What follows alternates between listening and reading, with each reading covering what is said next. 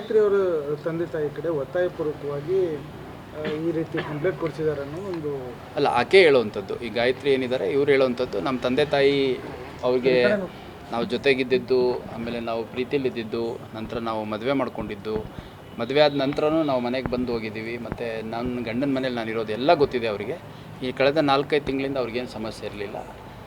ನನ್ನ ಗಂಡ ಒಬ್ಬ ಯೂಟ್ಯೂಬರ್ ಇದ್ದಾನೆ, ಮತ್ತು ಅವನು ಪಾಪ್ಯುಲರ್ ಪರ್ಸನ್ ಇದ್ದಾನೆ. ಹಂಗಾಗಿ ಕೆಲ ವ್ಯಕ್ತಿಗಳು ನಮ್ಮ ತಾಯಿ ತಂದೆ ಕಡೆಯಿಂದ ಈ ಥರ ಸುಳ್ಳು ಆರೋಪ ಮಾಡ್ತಾ ಇದ್ದಾರೆ ಅಂತಂದು ಹೇಳಿದ್ದಾರೆ. ಈಗ ತಂದೆ ತಾಯಿಗಳು ತಮ್ಮ ಮನೆಯ ಹೆಣ್ಮಗಳು ಈ ಥರ ಯಾರೋ ಬಲವಂತವಾಗಿ ಅಪಹರಣ ಮಾಡ್ಕೊಂಡು ಹೋಗಿದ್ದಾರೆ ಅಂತ ಪ್ರಕರಣ ನಾವು ದಾಖಲು ಮಾಡ್ಕೋಬೇಕಾಗತ್ತೆ. ಹಂಗಾಗಿ ಪ್ರಕರಣ ದಾಖಲು ಮಾಡ್ಕೊಂಡಿದ್ದೀವಿ. ತನಿಖೆಯಲ್ಲಿ ಯಾರು ವಿಕ್ಟಿಮ್ ಅನ್ನಿಸ್ಕೊಂಡವರಿದ್ದಾರೆ, ಅಂದರೆ ಗಾಯತ್ರಿ ಅವ್ರನ್ನ ಅಪಹರಣ ಮಾಡ್ಕೊಂಡು ಹೋಗಿದ್ದಾರೆ ಅನ್ನೋಂಥದ್ದಾದರೆ ಅವ್ರು ಏನು ಹೇಳಿಕೆ ಕೊಡ್ತಾರೆ ಅನ್ನೋಂಥದ್ದು ಭಾಳ ಮುಖ್ಯ ಆಗುತ್ತೆ. ಹಂಗಾಗಿ ಥ್ರೂ ದಿಯರ್ ಅಡ್ವೊಕೇಟ್ ಬಂದು ಈಗ ಹೇಳಿಕೆ ಕೊಟ್ಟಿದ್ದಾರೆ. ಅದೇ ಸಂದರ್ಭದಲ್ಲಿ ಈ ಥರ ಪ್ರಕರಣಗಳಲ್ಲಿ ನಾವು ಮಹಿಳಾ ಮತ್ತು ಮಕ್ಕಳ ಕಲ್ಯಾಣ ಇಲಾಖೆಯ ಅಧಿಕಾರಿಗಳೇನಿದ್ದಾರೆ ಅವ್ರನ್ನ ಕೂಡ ಇನ್ವಾಲ್ವ್ ಮಾಡ್ಕೋತೀವಿ.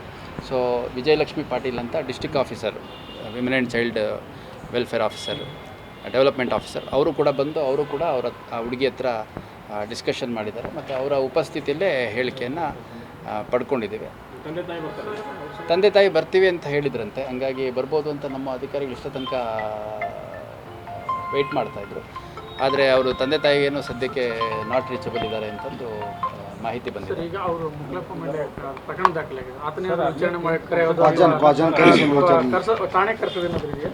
ಈಗ ನೋಡಿ, ಈ ಹುಡುಗಿ ಹೇಳಬೇಕು, ನನಗೆ ಬಲವಂತವಾಗಿ ಕರ್ಕೊಂಡು ಹೋಗಿದ್ದಾರೆ, ಅಪಹರಣ ಮಾಡ್ಕೊಂಡಿದ್ದಾರೆ, ನನ್ನ ಇಚ್ಛೆ ವಿರುದ್ಧ ಮದುವೆ ಮಾಡ್ಕೊಂಡಿದ್ದಾರೆ ಅನ್ನುವಂಥದ್ದು ವಿಕ್ಟಿಮ್ ಹೇಳಬೇಕಾಗತ್ತೆ.